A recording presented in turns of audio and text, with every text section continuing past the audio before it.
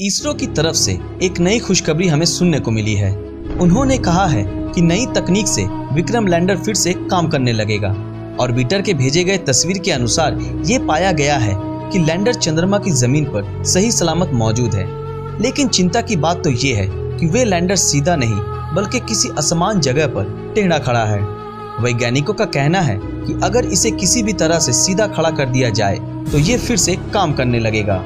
इसरो के एक वैज्ञानिक ने इस बात की पुष्टि भी की है कि उनके पास ऐसी एक तकनीक है जिससे वे इस लैंडर को फिर से सीधा खड़ा करने में सक्षम होंगे और वे इस पे जोर शोर से काम कर रहे हैं। इस लैंडर के नीचे 5 थ्रस्टर्स लगे हैं जिससे इसे सॉफ्ट लैंडिंग का काम करना था।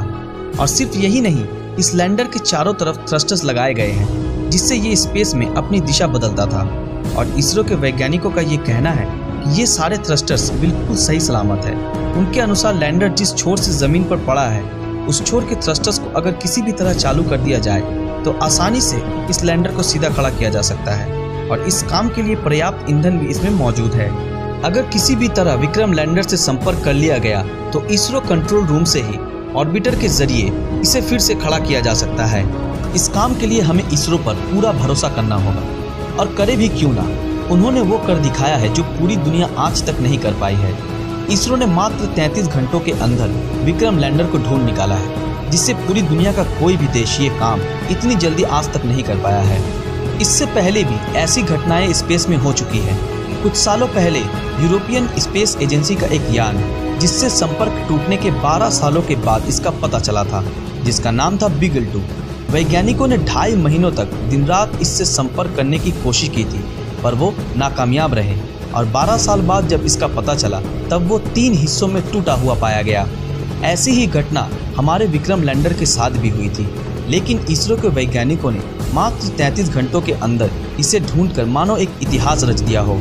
चंद्रमा की सतह से 2.1 किलोमीटर की ऊंचाई पर जब लैंडर से संपर्क टूटा तब इसकी स्पीड थी 60 मीटर प्रति सेकेंड और वैज्ञानिक ऐसा अनुमान लगा रहे थे कि अगर लैंडर ने हार्ड लैंडिंग की हो तो ये टूट भी सकता है।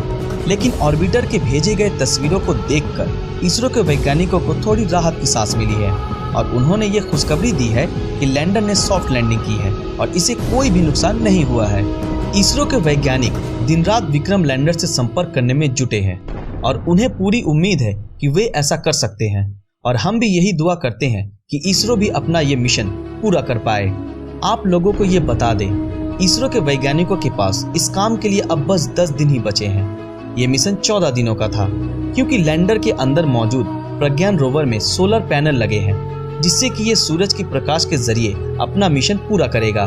क्योंकि चंद्रमा पर एक लूनर डे में 14 दिन होते हैं और इसके बाद उस हिस्से पर अंधेरा छा जाएगा और सूरज की रोशनी नहीं पड़ेगी जहाँ पर लैंडर मौजूद है। विक्रम से संपर्क होने के बाद भी इसरो के सामने एक बड़ी चुनौती रहेगी क्योंकि इसरो ने जिस समतल जगह को विक्रम के लैंडिंग के लिए चुना था उस जगह से विक्रम लैंडर 500 मीटर की दूरी पर मौजूद है और ये जगह समतल भी नहीं है। यहाँ पर प्रज्ञान रोवर को चलने में काफी दिक्कतें भी आएंगी।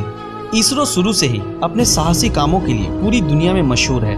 इसरो ने चंद्रमा के उस हिस्से को चुना जहाँ पर आज तक कोई भी जाने के बारे में सोच भी नहीं पाया है। अमेरिका यूरोप की तरह इसरो भी लैंडर को चंद्रमा के मध्य भाग में भेज सकता था, लेकिन इसरो ने चंद्रमा के उस हिस्से को चुना जहां पहुंचना लगभग नामुमकिन है और ऐसा इसलिए किया गया क्योंकि चंद्रमा का वो हिस्सा काफी रहस्यमयी है और इसरो अपनी खोज से पूरी दुनिया को इस हिस्से के बारे में बताना चाहता है। तो आइए हम सब मिलकर इसरो की इस मिशन के सफल होने की दुआ मांगे और इस मुश्किल घड़ी में उनके साथ खड़े रहें और हम उम्मीद करते हैं कि बहुत जल्द इसरो हमें कोई बड़ी खुशखबरी देगा। दोस्तों, आज के लिए बस इतना ही। अगर ये वीडियो आप लोगों को अच्छा लगा तो इस वीडियो को लाइक और अपने दोस्तों के साथ शेयर ज़रूर करें और अगर आप हमारे इस चैनल पर नए हैं तो हमारे चैनल को सब्सक्राइब करके बेल आइकन ऑन कर दीजिए। तो मिलते हैं आपके साथ अगले वीडियो में और तब तक के लिए अलविदा।